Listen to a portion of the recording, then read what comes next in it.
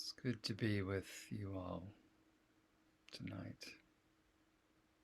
I hope if you're celebrating your Thanksgiving,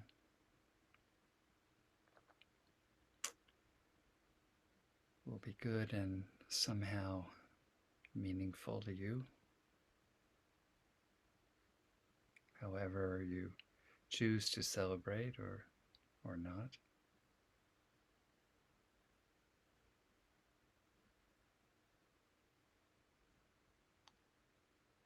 It's in our culture. It's really wonderful that we have these holidays, these opportunities where our culture gets to express uh, something noble, like giving thanks. And Christmas is like that for me. I don't really celebrate that, but I celebrate the spirit behind it, which is, treating people well, being generous, that kind of thing, being friendly. But Thanksgiving, giving thanks for what we have.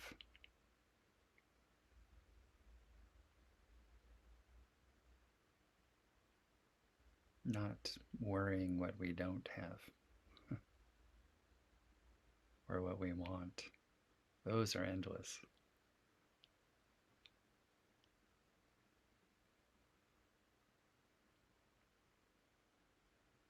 But how good it is to maybe slow down and reflect a bit on what it is that we are thankful and grateful for.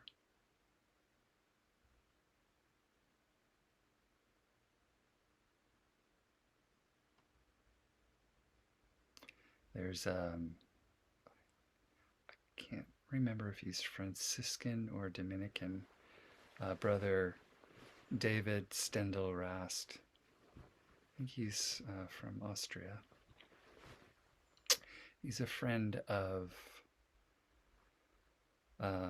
this lineage. He's a friend of Vanya Palmer's, who lives in Switzerland and was Coben's Dharma heir. And he and Brother David are friends, and Brother David has come to uh, Purig and Felsentor, which are the Coben centers in Europe. And he's been to Myokoji many times. Anyway, the reason I mentioned Brother David is that he did a TED Talk once, and he talked about gratitude. And he said that happiness doesn't lead to gratitude. It's actually the other way around. It's gratitude that leads to happiness. And that's worth reflecting on.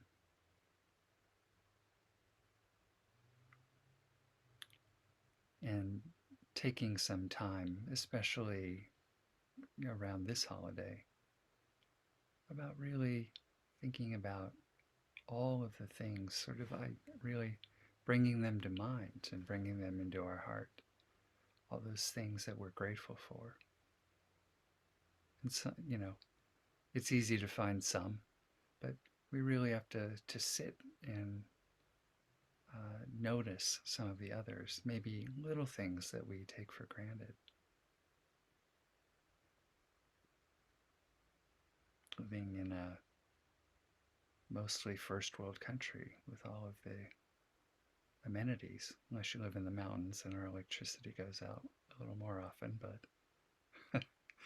but having something like running water and electricity and fairly decent roads and infrastructure and things like that, that's certainly something to be grateful for. If you've traveled to other countries, you become more aware of that. You know, our country not being at war, that's certainly something to be grateful for.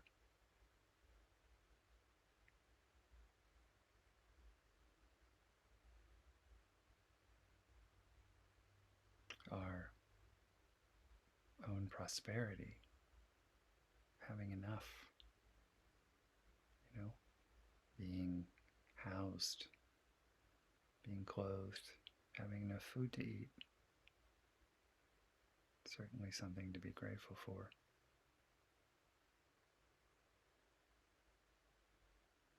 So I'd like to invite all of us to give that some consideration over the next few days. Make a mental list, make a physical list even. Some sort of expression, paint something, dance something.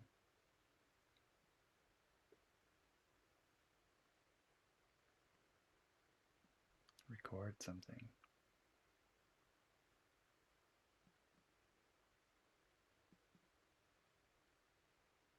And see what happens when we bring our awareness there. Notice what happens inside of you. Notice what happens in your body when you feel gratitude.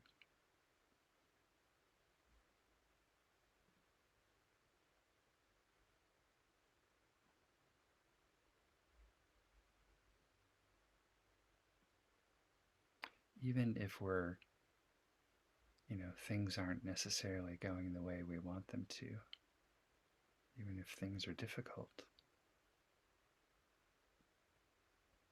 even in the midst of that, we can find things to be grateful for.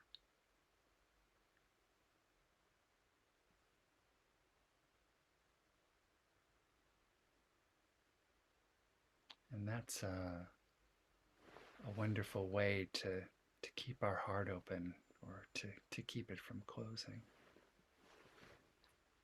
especially in the midst of suffering. It's like the door is closing and you stick a little wedge in so it won't close all the way.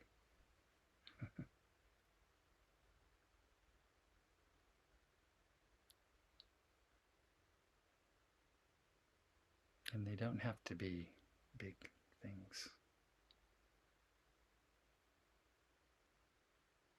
I was having a conversation with somebody. It was pretty unpleasant, but I was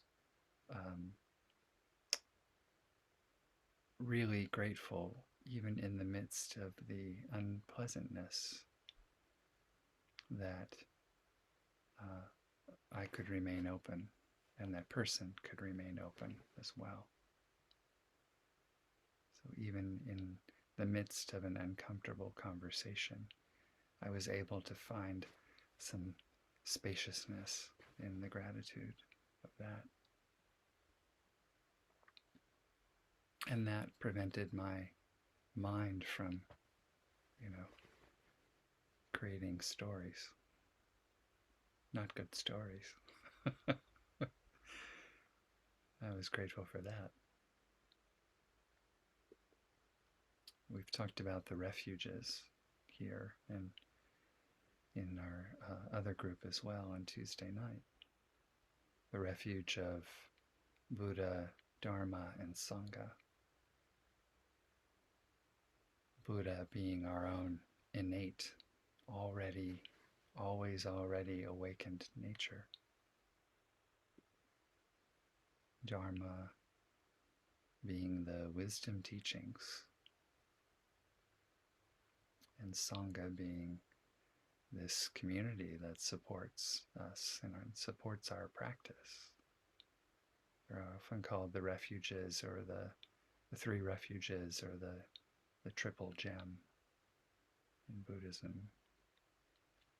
Grateful for those.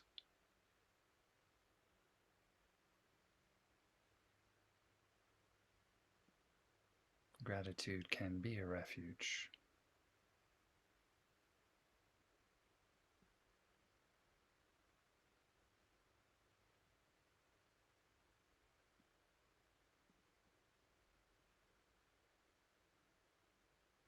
So I'd like to invite you to reflect on that a bit.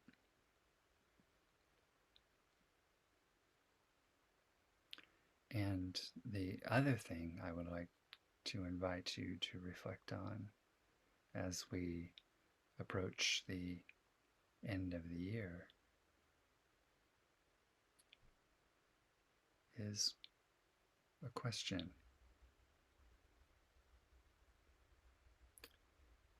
What is it that is important to you that guides your life?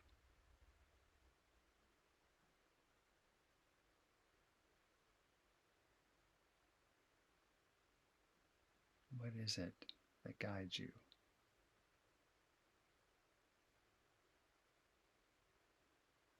So I would invite you to reflect on that as well.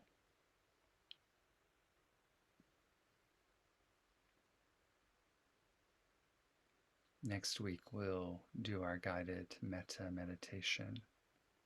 And in December, instead of metta, uh, we'll do what we did last year. I think we might have done it the last 2 years.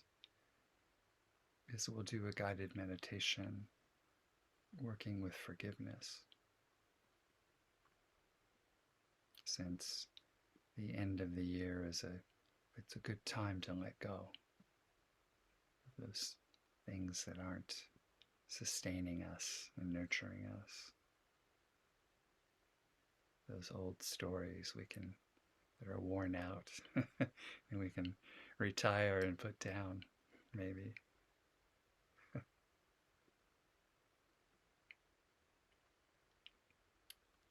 So, Jeffrey, I don't know about that. I got some good old LPs that I haven't listened to for a while. I don't really want to throw them out, though, do well, that's entirely up to you. How I? Thank many you. how many arrows you want to keep in your quiver? But I would encourage you to think about these questions, these inquiries.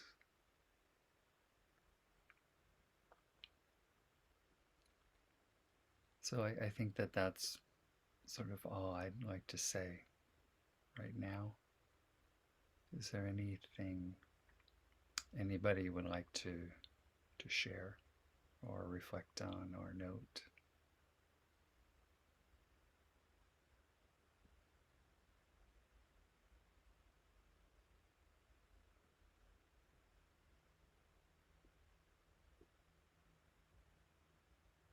I would like to just share my gratitude for this Sangha and for this practice. And I know I said that last night, and I think I've said it before, but it has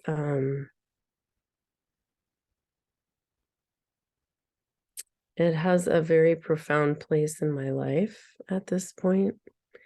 And I'm very, very grateful to all of you and to you, Jeffrey, and to the Dharma, to the three gems. And grateful to be here to experience it with you.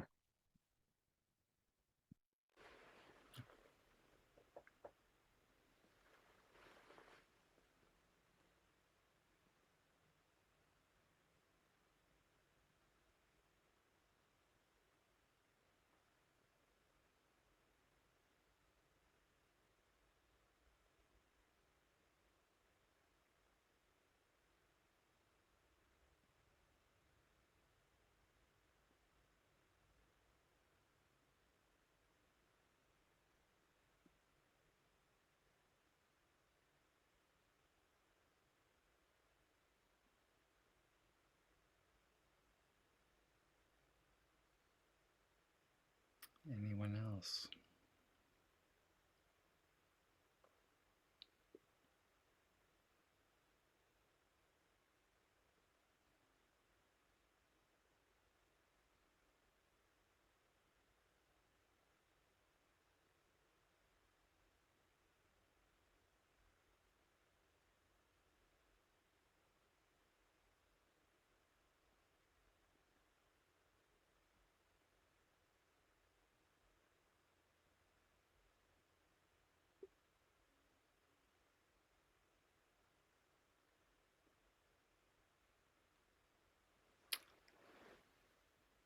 Well, thank you all for being here, for your effort, your intention, your practice. Rhoda. I want to thank you. I feel really grateful that we've been able to be together. There's 5 of us, usually from Wild Country Zen. And, I want to also really thank Scott for doing a great job. I read it tonight, what you wrote for, I think he's here. Scott's here. You here? Yeah. For Dharma Voices for Animals. I feel very grateful. And Jeffrey, you know something that I'm not going to talk about right now, but I'm grateful just to be sitting here and not somewhere else, which would have been a disaster for me. So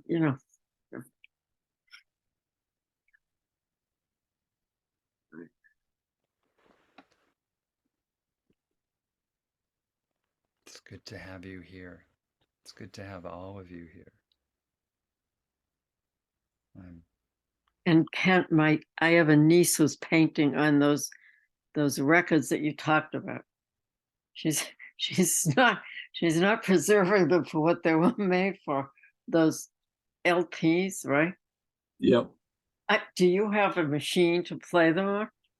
I used to, and I lost the stylus. I took the stylus off. I was going to get another one, but I can't find it.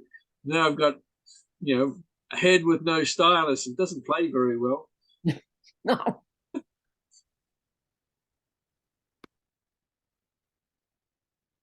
Yeah, I guess the message for me is that I've got I'm not playing them right now. It's a matter of I realized that part of me was attached to them, and it's probably something that I just need to let go of, and but yeah, just reflecting on those old stories and the life that once was but is no longer.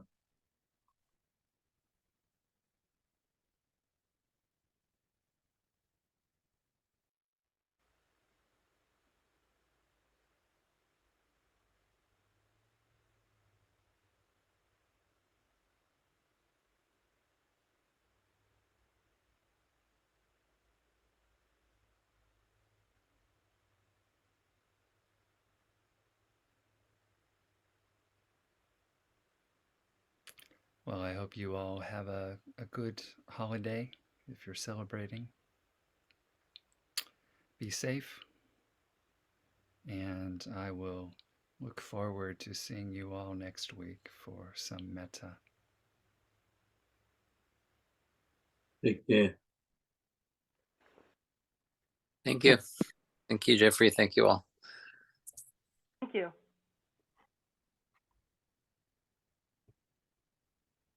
Thanks, everyone. Thank you, Jeff.